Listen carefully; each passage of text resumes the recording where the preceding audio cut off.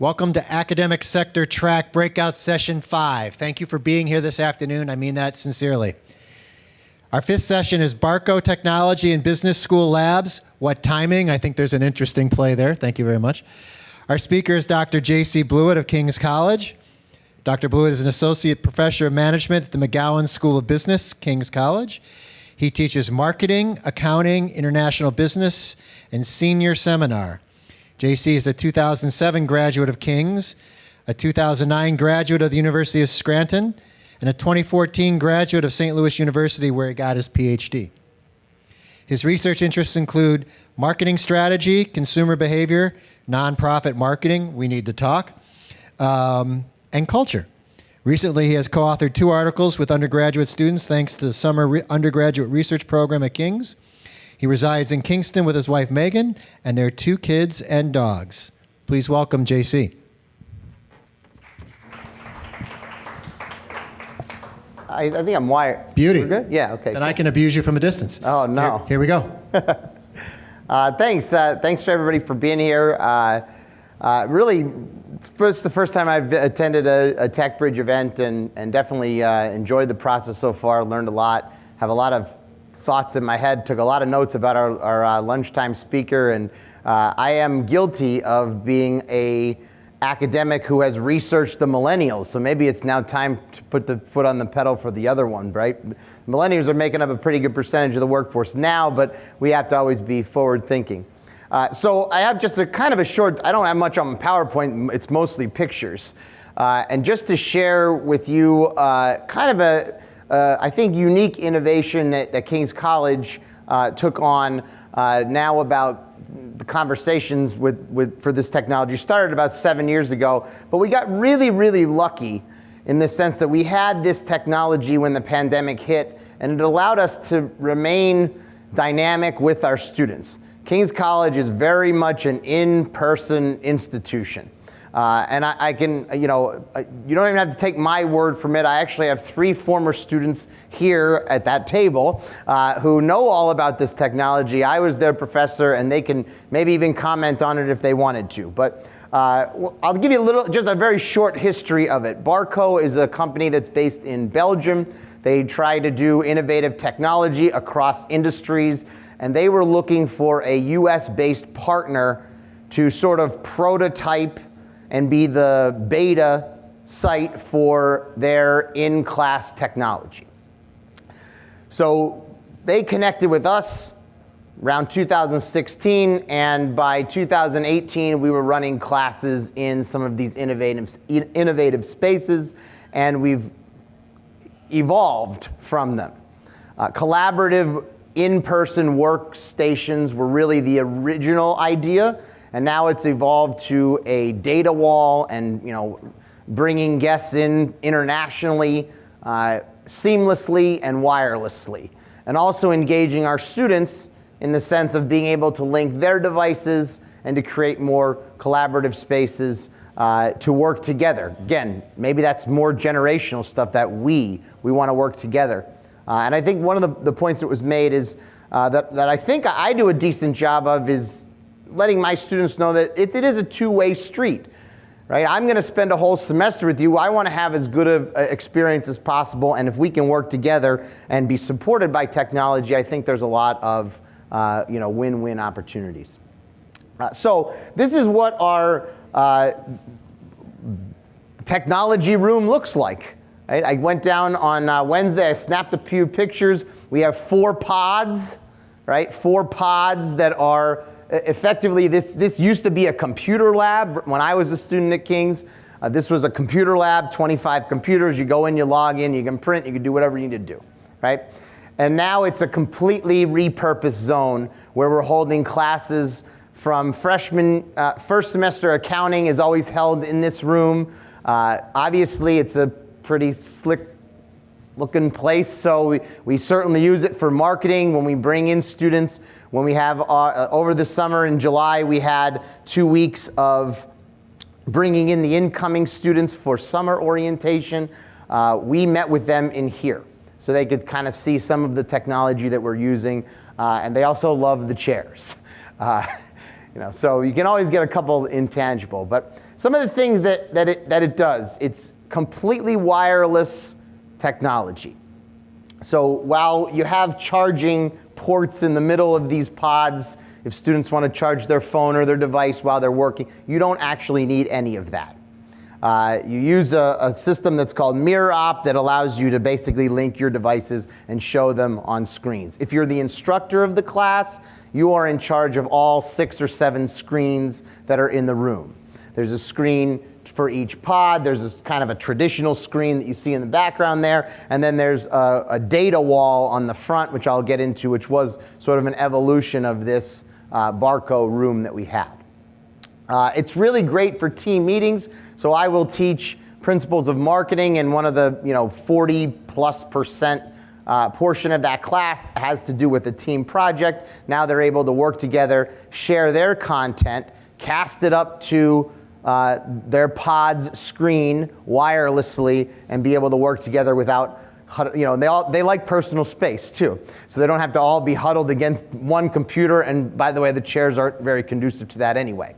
Right? So we can kind of share our solutions. Another way that we use it in sort of the intro to financial reporting, the financial accounting class, is that we're able to display our work and I can see as the instructor where students have gone wrong and where others might be having trouble, and then their peers can see it too.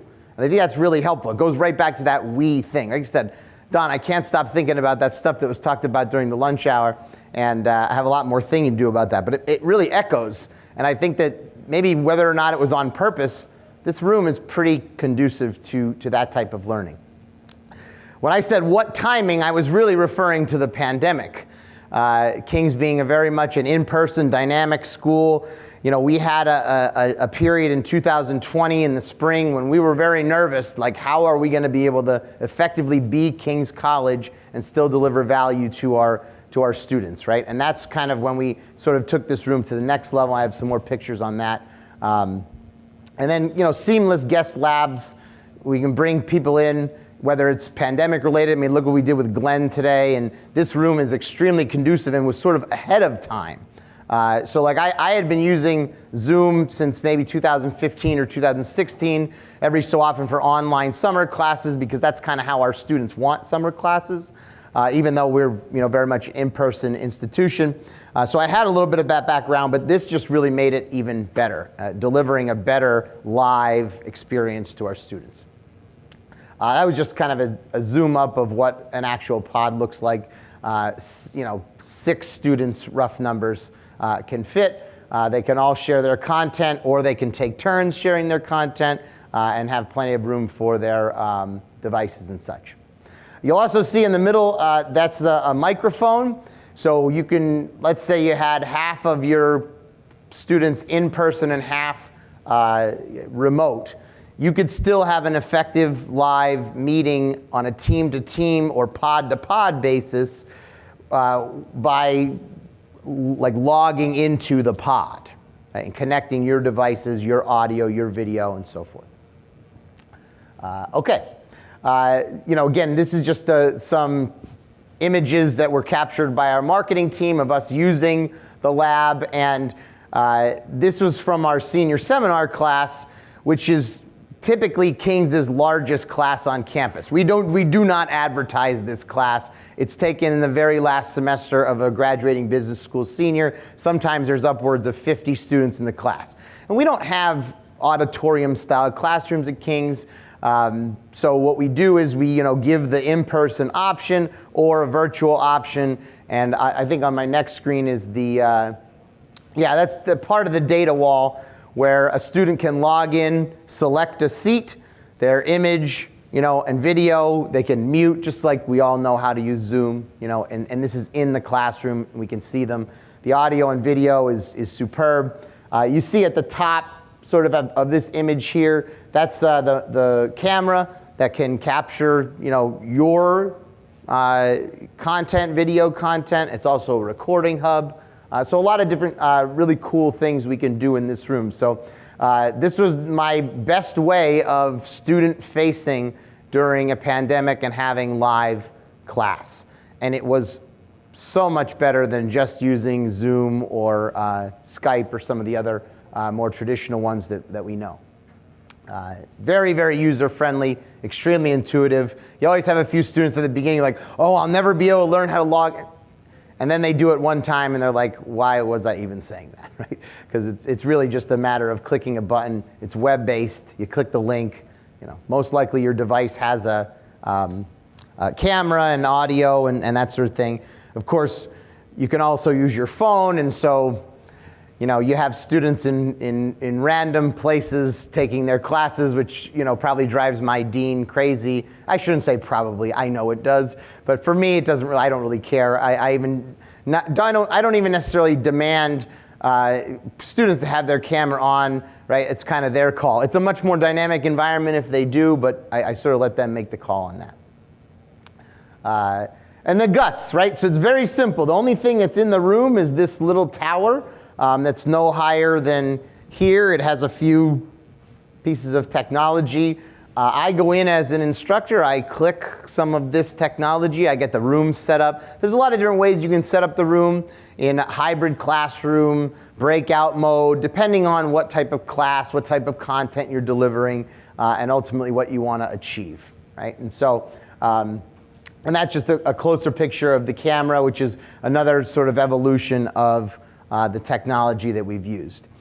So in addition to this room, we've also expanded into a second BARCO-based room, which we sort of call the fishbowl because part of the is glass and you can just look right in. But effectively, it's the same thing, slightly less comfortable chairs and only 3 pods. But the way we sort of look at it is that this collaborative spirit in business schools is absolutely going to be emulated when our students take their first professional job.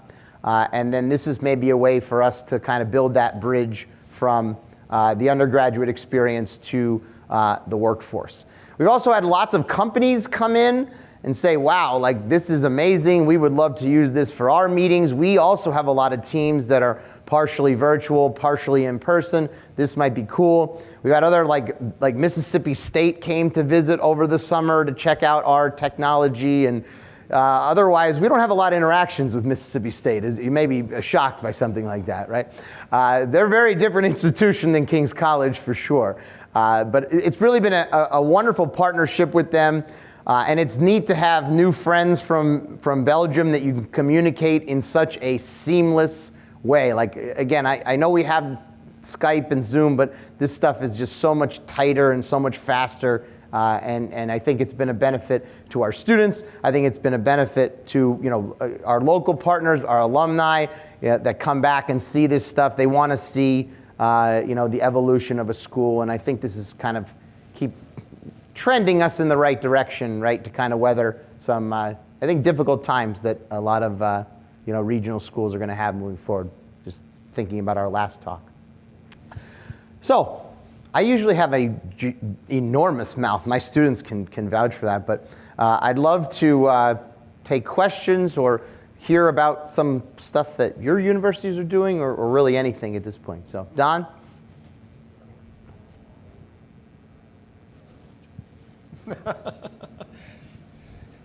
From the crowd, do people have questions? I've got a million. Hold on. Yeah.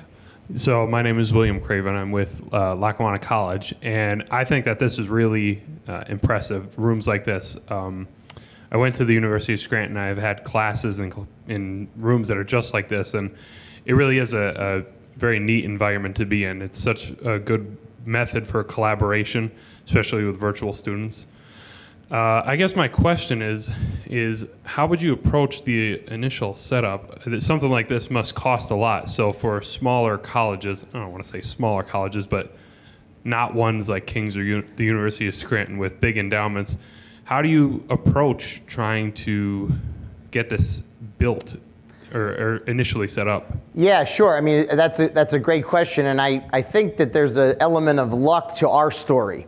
Right place, right time, this company looking for a beta site, a prototype, They installed a lot of the initial equipment, and then, with the idea that they can use us in their promotion.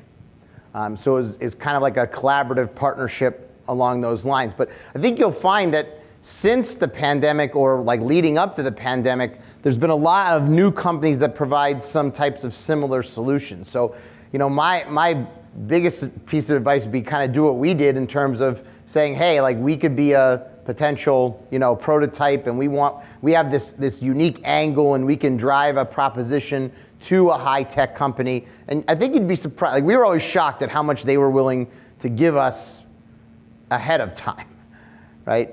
With a lot unknown. Nobody knew how this was actually going to go. I mean, luckily for us, it went very swimmingly. We have a good team, both on our end and on their end, and the partnership really worked together. But I definitely think you're going to need a partner, that's going to work collaboratively with you to do it. You're right, because the technology that we got is, easily $1 million, right? And, and that's a tricky investment right now, given the climate. So.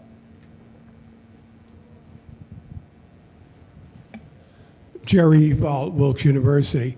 Aside from the technology, which is really interesting, in fact, I'm going to come over and take a look at that.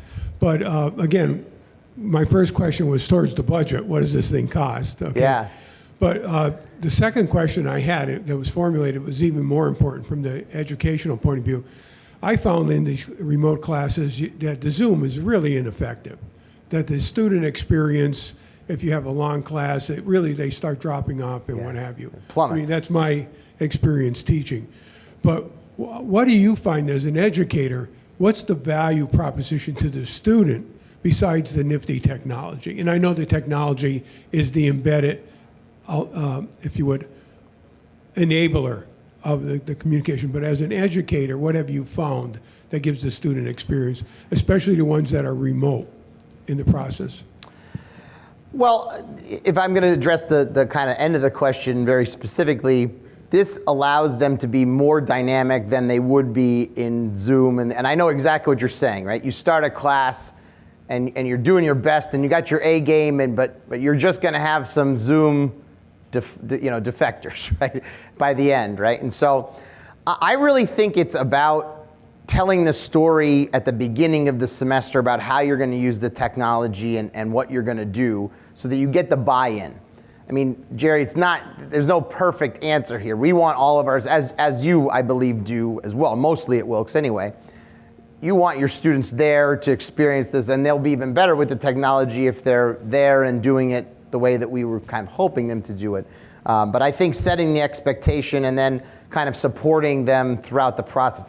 There's no magic answer necessarily, but I just think it's not retreating on it and not accepting technology excuses, right? I always give students one technology out in a semester. You can say, oh, my internet wasn't working, or oh, X, Y, and Z. No problem, right? We've all been there at some point, but you can't constantly use that as your excuse. Now, another thing I do is I pretty much record. Now, this is controversial slightly, but I record everything I ever lecture about, and then I make it available to my students. Now, some will say, well, you shouldn't do that because then they have no reason to come to class if they can just watch it after the fact. But in my experience, that hasn't shown a diminishing effect on attendance and participation. So, something that I've done. So, Jerry, you want to talk about experiential learning. These two have lived it. They're going to make a comment. Hi, everyone. Shelby Monk, Diamond City Partnership. I graduated from King's not too long ago, and I did have Dr. Blewitt as a professor, thankfully. He's taught me both, I believe. Yeah. My mother's been at King's for 40 years too. So. Yeah. But she doesn't want to be the old Dr. Blewitt, so all the students call me JC. So, she's just Dr. Blewitt, and I'm JC. No, I was very fortunate to have both Blewitts at King's. So, the BARCO technology, just speaking on behalf of experience itself, the room that it's in sets aside every other classroom that I've been in, whether it's high school or college, even leading up into my business, my professional life right now. I'll never forget, I took a marketing course in there. We had to do this elevator pitch. I consistently still use that elevator pitch to this day in my professional phase of life. And being in that room and standing in a podium and using these screens around you, it prepares you for that when that's going to happen in your professional phase of life. So, and then I've also been in classes on the BARCO virtually, and our dean, Dr. Barry Williams, will actually stand in front of the screen, look at the crowd and say, all right, I'm going to start over here. And you had to be paying attention or you're going to be embarrassed in front of that classroom filled with over 50 people. So if you're looking for something set aside from Zoom, because it's very easy to turn that camera off and completely just kind of disengage on Zoom, then BARCO would be probably your answer, because it really keeps the students engaged. You have to pay attention, and sometimes you even have the opportunity, I believe, I could be misspeaking here, but professors can even send a question out during the session. It could be something as silly as what color is the sky, and you can answer blue to make sure that all those students are really engaged. And I think that that's what we're seeing right now, is that huge gap from the social, from, you know, not only socially, but when you're on virtual, you're missing out on all that social interaction as well. So BARCO kind of allows you to be social even if you are doing it virtually. So that's just my experience. Thanks, Shelby. Yeah, it's sort of like an all-in-one package. Like they have polling is ingrained into the system, whiteboard sharing ingrained into the system, data collection ingrained into the system. So it's kind of like a one-stop shop, right? I would always, you know, just as like every once in a while, especially in the big senior SEM class where we are delivering lots of content, you know, you have an attention check question, and I have, you know, which of the following was not, you know, a U.S. president, and I'd put our dean's name on there just as a joke, right? Just to, you know, and you would have, you know, some interaction effects. But thanks, Shelby, making my job easy up here. So, hey everyone, Ray Knob, graduated from King's just this past May. To kind of answer your question, Jerry, from a student perspective too, I had an accounting class in the innovation lab where we were always doing a lot of group work. And, you know, when COVID hit, you know, people were out for a couple days, whether it was, you know, just a minor illness or if they actually had COVID. Being able to assign students that are virtual to those pods kept that group environment through and through. So if I wasn't in class physically that day, I could still work with my group, you know, on whatever project we were doing. So that's a huge value that I've seen of it from a student perspective as well. By the way, I did not know that these students were going to be here today. I did not plant them in this room. No, but they add nice value. So JC, we're coming up against a hard stop. Any final thoughts? No, I mean, I just think it's been you know, I like that our dean and our IITS department have made the commitment to saying we need innovation in the classroom, and part of that is through technology. And probably the other part is King's has got a first-class IT partnership. For sure. Right. That'd be the other piece to the question that you asked. Got to have a strong IT partnership. Yeah. To do It helps this. that they're right there. I mean, the bottom 3 floors of the McGowan School of Business is the McGowan School of Business and IITS. So they're right there with us. Our offices are close, and we collaborate on a lot of different things. Dr. J.C. Blewitt, what do you think? Thanks.